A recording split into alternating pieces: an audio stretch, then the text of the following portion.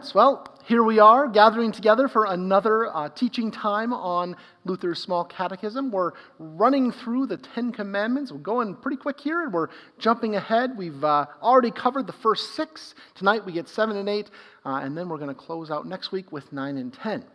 So, before we get to what Commandments 7 and 8 are for tonight, let's take some time to review. The more we practice this, the easier it'll get. So, let's look ahead or look back and think about what we've learned so far. What is the first commandment? I am the Lord your God. You shall have no other gods. Second commandment. What's the second commandment?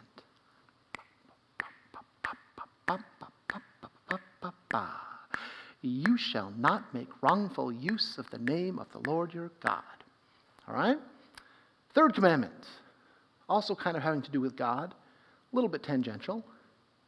What is it? Remember the Sabbath day and keep it holy. All right, those are the first 3 commandments. Now we're jumping into some of the commandments that have more to do with our relationships with one another than specifically to do with God. So, what is the fourth commandment? Fourth commandment is honor your father and your mother. All right. Okay, now we're up to what we learned about last week. Commandment number 5. What is the 5th commandment? Jumping into the you shall nots. You shall not kill, or you shall not murder is commandment number 5. And number 6 is also a you shall not. You shall not commit adultery. How'd you do? Starting to learn those a little better? We'll keep practicing them and see if we can get those into our minds pretty well. So, tonight, as I said, we're going to be jumping into commandments number 7 and 8. And again, we're continuing the pattern of commandments that have to do with you shall not. Things that we're supposed to try to avoid doing in our relationships with God and with one another. So far, we've kind of hopefully noticed a pattern in these commandments that what God is kind of pushing us towards is to live in community with one another in ways that are loving and not disruptive to how we're relating to our neighbors, right? And that's going to continue with these commandments that we learned tonight. So the 7th commandment comes to us from Exodus chapter 20, verse 15, and this is one of your Bible texts for tonight. You shall not steal. You shall not steal. That's the 7th commandment. Now seems like a pretty straightforward sort of thing, right? What is that? That's the nacho cheese commandment, right? What kind of cheese isn't yours? Nacho cheese, right? So that's what you're trying to avoid is don't take things that aren't yours. Don't take nacho cheese. So, 7th commandment, you shall not steal. Seems like it should be hopefully pretty straightforward and easy to follow. But of course, as is the case with all of these commandments, it's not quite as simple as just those 4 words. Let's see what Martin Luther has to say in our catechisms. Turn in our catechisms to the explanation of the 7th commandment. And we see he writes, you shall not steal. What is this? What does this mean? We are to fear and love God so that we neither take our neighbor's money or property, nor acquire them by using shoddy merchandise or crooked deals, but instead help them to improve and protect their property and income. So, that's a little bit bigger picture, isn't it, than just not taking something that doesn't belong to us. He also gets into the issue of kind of trickery, of kind of being dishonest in our dealings with one another, that we don't sell people stuff that isn't good, that we try to pawn off something that is of lower quality, pretending that it's something that's better. Like, if I was going to sell a used video game CD, at a garage sale, and I would put it in the case, but I would hide the scratches on the back so that people who were looking at it to buy it couldn't tell that it wasn't actually going to work, and I'd still try to sell it as a workable copy. That would be breaking this commandment. Even though I'm not physically stealing someone's money, I'm being dishonest in how I'm doing business with someone, right? And so Luther's saying that that's an outgrowth of this commandment, you shall not steal. You also shouldn't take advantage of people dishonestly, right? Don't treat people as though that they are someone that you can take advantage of and gain from in some way that they're not aware of. That's just as bad as going into someone's house and taking cheese that isn't yours, right? Taking anything of theirs that doesn't belong to you. And Luther goes a little further than that, right? It's not just the negative part, not just that we're supposed to avoid tricking people or avoid stealing from people, but there's also that positive part to it too. That even as we avoid doing those things, there are some things that we should try to actively do. We're supposed to try to help our neighbors to improve and protect their property and income, Luther says. So to take care of them and their possessions as if they were our own.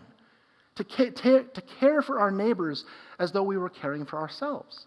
Starting to sound a little bit like Jesus, right? When he talks about how we are to love our neighbors as ourselves.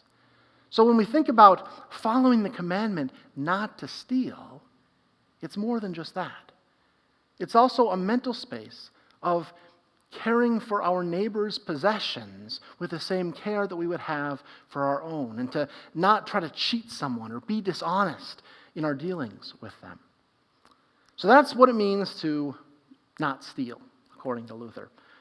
The next commandment that we're going to get into is a little more complicated. There's a little more to that part of it. So let's take a look at what that might be. This is our other Bible verse for tonight. This is Exodus chapter 20, verse 16. You shall not bear false witness against your neighbor. It's the 8th commandment. Now this commandment is also where we're going to have a couple of our vocab words and phrases tonight, because some of this idea of bearing false witness isn't something that we talk about. We don't really speak like that generally when we're talking to our neighbors. So what does it mean to bear something in this case? Well, bear is a word that has a lot of definitions, right? You could be talking about a grizzly bear or the right to bear arms. And that second one is actually kind of closer to what the commandment means when it says, we shall not bear false witness. To bear, in this case, is to bring or carry or speak. So to bring false witness against someone or to speak falsely against someone. And what's the other thing? False witness. What does it mean to be a false witness? Well, that means telling lies or saying unkind things about others. We get that idea from, where do we hear the word witness? Like in a courtroom, right? If someone is called as a witness, what are they called to do? They're called to tell a story of what they saw or heard or understood. And so if we're bearing false witness, that means we're telling something that isn't actually true. We're witnessing something we didn't see, or maybe we're saying something about someone that we know to be untrue. So bearing false witness is kind of the same as saying lying. So when God tells us, you shall not bear false witness against your neighbor, God's basically saying, don't lie. Tell the truth, right? So what does Luther say about this one? Let's take a look. See if it's just that simple that we just say what we mean and don't say anything different. The 8th commandment, according to Luther, what does this mean? We are to fear and love God, so that we do not tell lies about our neighbors, betray or slander them, or destroy their reputations. Instead, we are to come to their defense, speak well of them, and interpret everything they do in the best possible light. Again, a little more complicated than just not lying about our neighbors, right? So when Luther says this, that we're supposed to avoid telling lies about our neighbors, betraying them, or destroying their reputations, he's also talking a little bit about some other things too, right? About gossip. And we're not supposed to gossip about our neighbors in ways that are detrimental to their reputations. We're supposed to treat them, again, with respect, because that's how we would want to be treated. So many things, when we talk about the commandments, come down to that idea of treating our neighbors the way that we would want our neighbors to treat us. And Luther goes a little deeper than that too.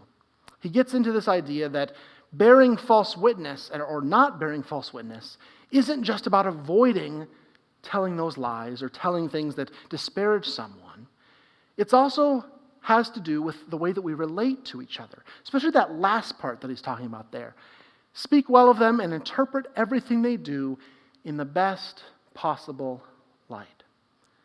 Now, on its surface, that doesn't seem to have something directly linking it to not lying, right? I mean, if someone does something that is clearly bad, well, why should I interpret that in the best possible light? Why should I give them the benefit of the doubt? That isn't necessarily having to do with honesty. But what it does have to do is with our ability to relate to each other, to be in community with each other. That we would want others to give us the grace that we need to live in community with one another, right? That if I see someone doing something that I disagree with or think is wrong, well, maybe before I start complaining about them, I should think to myself, well, is there another reason why maybe they're doing that? Is there something else that might be causing that isn't as negative as I would think just looking at it?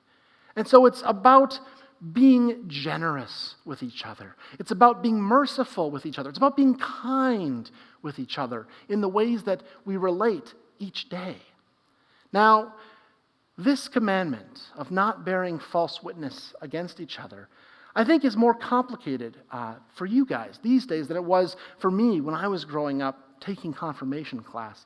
I think the world that we live in today has a lot more opportunities to bear false witness against our neighbor, even if it's unintentional. And a big part of that has to do with social media, has to do with our ability to communicate with large amounts of people in a very short time and easily. I want to give you an example of what I mean when I'm talking about how this might influence our ability to bear false witness or not. Say that I'm looking through my Twitter feed, right?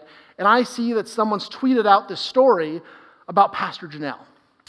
And it says, Pastor Janelle hates asparagus. What a crazy thing, right? Pastor Janelle hates asparagus. She can't stand the taste of it, doesn't want it anywhere near her. Well, I think, well, that's kind of a strange story. It's kind of interesting, though. And so what do? I retweet it, right? Or I share it on my Facebook feed. And then it gets out to other people. More and more people see the story about how Pastor Janelle just cannot stand the taste of asparagus and she just doesn't want it anywhere near her. Seems pretty harmless, right? But what if that story isn't actually true at all? What if Pastor Janelle actually loves asparagus? What if Pastor Janelle has a really good friend who for years and years, decades maybe, has been giving her fresh asparagus from her garden because she's such good friends with her and knows how much Pastor Janelle likes it. And then that friend sees this story on Twitter or on Facebook that, well, Pastor Janelle actually hates asparagus. And she starts thinking, man, has Pastor Janelle been lying to me all these years? Can I really trust what she's saying? I mean, I've been gifting her the things that I've grown in my garden for so long. What if that's not something she likes? Is she being dishonest with me? And then the friendship that Pastor Janelle and this other person have deteriorates. Or what if there's an asparagus farmer that goes to Calvary Lutheran and sees this article about how much Pastor Janelle just hates asparagus. And then this person gets really upset because, well, maybe Pastor Janelle is going to start talking other people into not liking asparagus or not eating them when she's giving sermons in church. What's that going to do to my business? And so the farmer gets upset with Pastor Janelle because he reads this story. Now, this is kind of a silly example, isn't it? I mean, I don't know if Pastor Janelle likes asparagus or not, but it does demonstrate how something can be so simple to pass along without checking to see if it's actually accurate. All you have to do is press one click, right? And you can share or retweet or post on Instagram anything that you see. And you don't have to take time to check to see if it's actually truthful. You might be bearing false witness without even meaning to. Now, when I was going through confirmation, if I had come across that story, and if I was going to pass it along to my friends, I'd have to make a list of everybody that I wanted to call and intentionally call all my friends and say, hey, did you hear that Pastor Janelle hates asparagus? Which I probably wouldn't have done because it's a lot of work.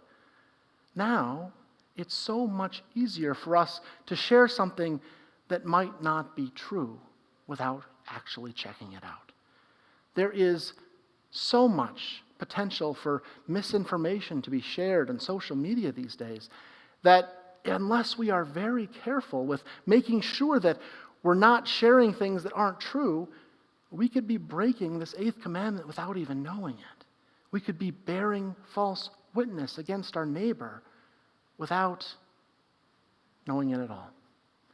And so it's important as we go about our daily life, if we're going to take this commandment seriously, to think about the things that we say to each other, to think about the things that we share on social media, so that we make sure that we are treating our neighbors in ways that aren't going to harm them or slander them or destroy their reputation when we might not have checked them out. So I encourage you this week, as we go out and have these conversations and spend time with one another in our lives, to take time to think about this commandment, that we don't bear false witness, but instead see in one another the best possible light. Okay, so seventh commandment is, you shall not steal. Eighth commandment is, you shall not bear false witness against your neighbor. Let's jump into our review before we go to our small groups and see how many we can remember this time around. So, first commandment, you shall have no other gods. Second commandment, you shall not take the name of the Lord your God, or you shall not make wrongful use of the name of the Lord your God. Third commandment, remember the Sabbath and keep it holy. Fourth commandment, you shall honor your father and your mother. Fifth commandment, you shall not kill. Sixth commandment, you shall not commit adultery. And then the two that we got today, seventh commandment, you shall not steal. And eighth commandment, you shall not bear false witness against your neighbor. All right. Well, let's take some time to go into our small groups and have some more conversations about this. Adults, if you'd like to be a part of that conversation, go ahead and sign up on the website, and we'll get you into those groups. See you next time. Have a good week.